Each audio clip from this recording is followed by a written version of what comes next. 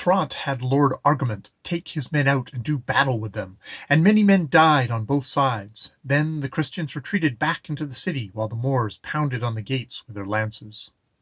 The following day Lord Argument led his men into battle, and many died on both sides, and again they retreated into the city.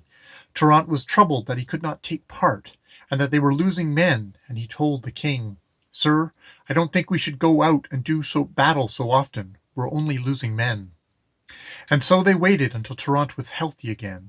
Then, when he was nearly cured, he put on his armor and mounted his horse, and with most of the men he attacked one side of the camp. The Moors, in a tumult, came out to fight the Christians, and that day, and many others that followed, Trnt came out the worst. When Trnt saw his men fleeing that day, and that he could not keep them in order, he went to the river. He saw the king of Africa riding towards him wearing a helmet with a crown of gold and many precious stones.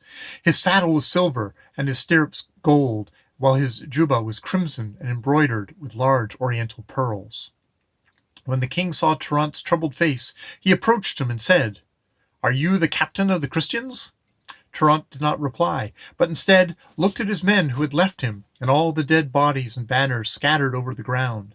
That day they had scarcely defended themselves against the Moors. In a loud voice that the Moors and the wounded could hear, he cried out, "O poor men! Why do you bear arms, O sad, vile men? You will be rightly condemned for this day on which you die so miserably, and your reputation will suffer greatly." When the king of Africa heard him crying this way, he called out to his men, "I'm going to cross the river, and I'll put this Christian dog in chains, or I'll kill him. And if I need any assistance, I'll come and help. Come and help me." When the king had crossed over, he rode swiftly at Trnt, and struck him so hard with his lance that Trnt's horse sank to its knees. The lance passed through his brassard and breastplate, and slightly pierced his chest. Trnt was feeling such pain for the dead men, and was thinking of the princess, and he didn't notice the king until he had been wounded. He drew his sword, since his lance had been broken at the outset. And they fought for a long space of time. The king fought valiantly, and when it lasted a long while, Trnt thrust hard at the king, but he could not reach him because the king's horse suddenly turned. However, he caught the horse's head and cut it off, so that the horse and the king tumbled to the ground. The king's men came to his aid, and mounted him on another horse, even though Trnt tried to stop them.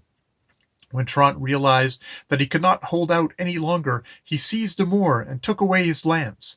Then he wounded the first, the second, and the third men he encountered, and knocked them to the ground. Then he wounded the fourth, fifth, and sixth, and he also knocked them down. The Moors were astonished at the way one lone man bore arms.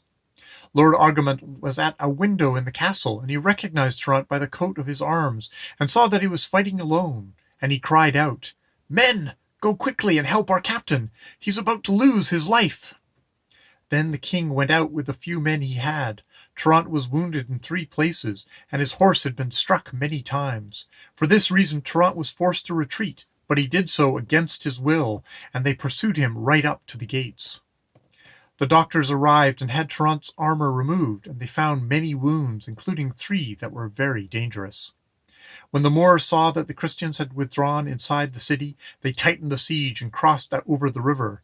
They brought so many oxen and camels that they could not be counted. They used these as an obstacle to the Christians in battle, for their horses could not run, and no one could enter or leave the city. Trnt was afraid they might mine under the castle. He ordered the men to make a countermine, and in all the lower rooms they were to place brass basins. This was done so that if a pickaxe was about to come through a wall in that room, all the brass basins would clang together and make a great noise. After the brass basins were set up, they began to work on the countermine. After a few days, when Trnt was well and ready to bear arms, a serving girl inside the castle was kneading flour, and she heard the basins moving around, making noise. She ran quickly to tell her mistress. "I don't know what it is, but I've heard folks say that when the basins make a noise, it's a sign of a storm or of bloodshed." The lady was the wife of the captain of the castle, and she quickly went to tell her husband, and he told the king and Trnt. Secretly, without making a sound, they went to the room and saw what the girl had said was true. They quickly armed themselves and went into a chamber, and not even an hour went by before they saw the light in the room. The Moors who were digging thought no one in the castle had heard them, and they made the hole much bigger. Then they began to come out of the mine. When there were more than 70 Moors in the room, the men from the castle went in and slew and quartered everyone they found. The ones who could escape went back through the mine, certainly didn't stand around waiting for each other, but Trnt had many bombards fired into the mine, and everyone inside died. Trnt saw that his men were nearly faint from hunger, and he decided to do battle. He told the king, "Sir, I'll take half the men we have left, and you take the other half. I'll go into the little forest there, and as soon as the sun comes up, you go out through the gates of Trmundsen, and go all around the city, and you attack the center of their camp while I attack from the other side, and we'll see if we can't confuse them. If we do, we can take over their camp, but what disturbs me most are the cattle. We'll have to go right through them, and every time we do, they'll kill many of our horses."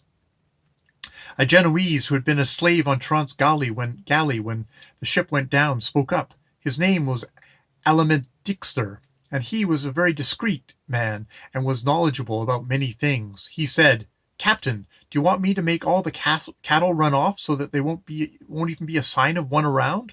The Moors will go running after them to get them back, and that will be the time to attack their camp and fall upon them."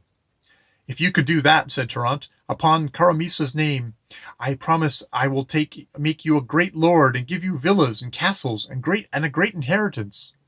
The king said to Trnt, "Brother, if that's what you're going to do, I beg you let me go into the forest, and when I see the banner flying from the highest tower, I'll attack the center of the camp." Trnt agreed, and ordered everyone to shoe their horses and repair their saddles.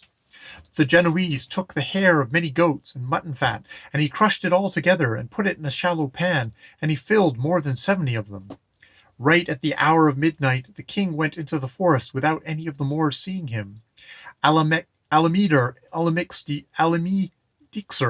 took the pans of grease that he had made and went out of the castle at dawn and put them one next to the other. Then he set them on fire. When the flames were going well and the wind blew smoke towards the cattle, and when they smelled the odor, they stamped through the middle of the camp, bringing down tents and injuring men and horses, so that it seemed like all the devils in hell were after them. They even ran into each other, so that hardly an ox or a camel was left uninjured. Many Moors on foot and on horseback pursued them to make them turn back, and all the Moors were astonished, not understanding what had caused the stampede. When the oxen were gone, Trnt had the white and green flag raised. The king saw the flag and rode out of the forest crying, "Long live the Christians!" As they planned, Trnt also attacked from the other side. Then the terrible, cruel battle unrolled. Whoever saw it could tell the going on of it all, for you could see thrusts of lance and swords being given and taken that brought awful grief, and in a few hours excellent knights were lying dead on the ground. All the battles came together and made such a noise that it sounded like the earth would fall in. You could see Trnt here and there, tearing helmets from men's heads and shields from their bodies, killing and wounding and doing the most astonishing things in the world in his ever-burning fury. King Escuriano was doing very well. He was a very good knight, young and courageous. As for the Moors, there were some very good and valiant knights, the King of Africa in particular, who, because of the death of his brother, threw himself against the Christians most cruelly. The King of Bogia also was a very courageous knight. The battle was long and hard fought, and mercy was shown by none. Everyone was using their weapons, and it was a wonder to behold. We mustn't forget about Lord Argument, for he fought so well that the enemy feared him. It happened that the King of Africa recognized Trnt by his armor and rode towards him, and they ran at each other, and both the king and Trnt were knocked to the ground. But Trnt feared death and was the more spirited, and he got up first while the king was still lying on the ground. He reached down to cut the straps of his helmet, but before he could do so, the Moors saw their king on the ground, and it was a wonder that they did not kill Trnt.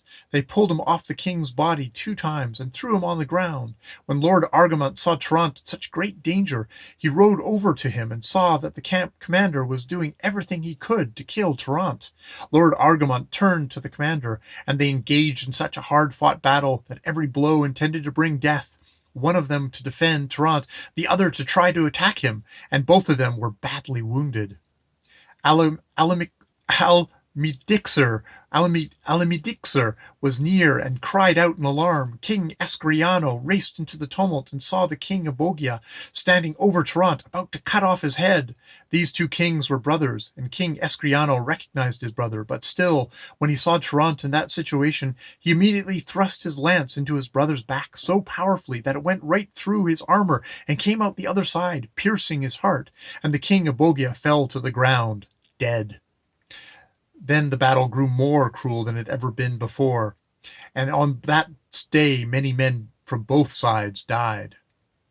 The battle went on very cruelly throughout the day, but when night fell, they broke apart.